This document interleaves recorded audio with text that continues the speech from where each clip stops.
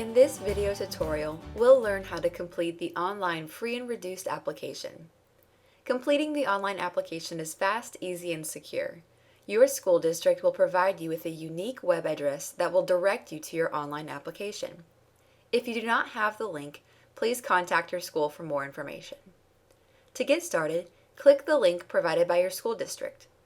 The first step is to approve the terms of use and privacy policy. You must agree to the terms in order to proceed with the application. Note that the application is provided in both English and Spanish. The next screen will show the letter to household, which is required to be included with each application. This letter will provide answers to your frequently asked questions and will include the free and reduced lunch prices for the current or upcoming school year, so we recommend that you take a moment to read. Note that it will change from year to year. Then, click Next to begin entering the children information on the application. On this screen, enter the total number of all children in your household. You'll have the option to indicate whether each child is a student in this district on the next screen. Also, notice the link for instructions at the top of the page that will provide more information on completing each step. You can also see which stage of the application you're on by looking at the links across the top. Click Next to continue. Enter the first and last name of each child and check yes or no to answer the question on whether the child is a student in this district. If you answer no, proceed to the next child or click Next. If you've answered yes for any children, notice that you'll be asked to enter additional information for that student, such as birth date, grade, school, and case number if applicable. Note the asterisks to determine required fields. Depending on your district, you may see checkboxes to the right of the Is this a student question for foster students or students that are categorized as homeless, migrant, runaway, or Head Start. If applicable, check the appropriate box.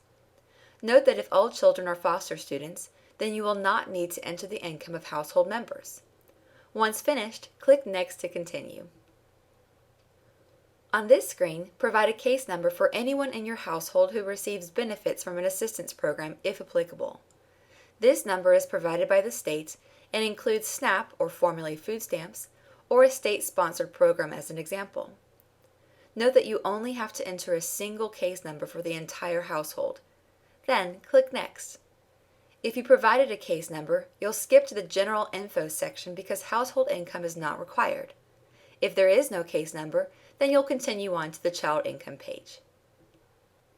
If any of the children earn income, enter the total amount and frequency in the fields provided. If you have more than one child with income, then we've provided a helpful worksheet for you to use in order to determine the single income amount and frequency. Simply click Child Income Worksheet and provide the values and frequencies. Notice that the first box will automatically adjust to show the total combined income for all children. In some cases, a no income checkbox will be provided. If so, check that box if none of the children earn income. Then click Next. You're now ready to provide the household members and income. First, simply provide the total number of household members, excluding the children listed in the previous section. Remember to use the instructions link at the top of the screen if you need clarity or additional information. Click Next to continue.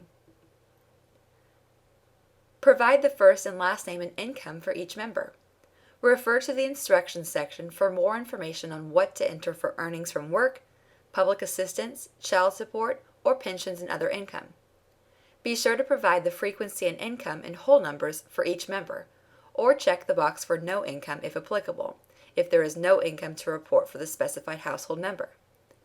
If needed, you can add or remove household members on this screen as well. Once finished, click Next to continue on to the Adult Signer information screen. Select your name from the drop-down menu. Notice that this will only include the list of household members provided in the previous step. Enter the last 4 digits of your Social Security number or check the box if you do not have one. Then, provide your mailing address, phone number, and email address if applicable.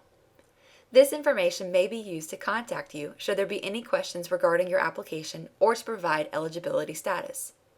If you provided a case number earlier, then you will only need to enter the first and last name of the signer.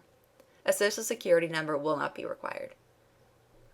Click Next to continue to the demographic information section.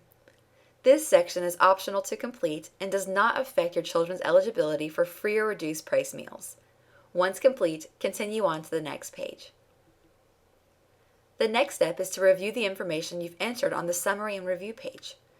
Note that you can go back to any section of the application and adjust the information by clicking the appropriate links to the right. After reviewing or making any changes, click Next, where you'll be asked to provide your electronic signature. Simply type your first and last name into the appropriate fields. Note that the name must be the same name as listed in the Household Members section or as entered in the Adult Signer section. For certain districts, this will be the last step of the application, in which case you'll see the option to finish the application. Depending on your district, however, you may be able to click Next instead, where you will have the option to check whether you'd like to share your information in order to receive additional benefits for other programs. If so, check the preferred boxes as well as the signature box. Then click Finish to complete the application. Once complete, you've finished the application and you'll see the confirmation screen. On this screen, you'll receive your confirmation number for the completed application. Please save this number for your records, as you may need it in the future. You can either write the number down, print the application, or send an email with the confirmation details by entering your email in the fields provided. This concludes the video tutorial. Thank you for watching and have a great school year.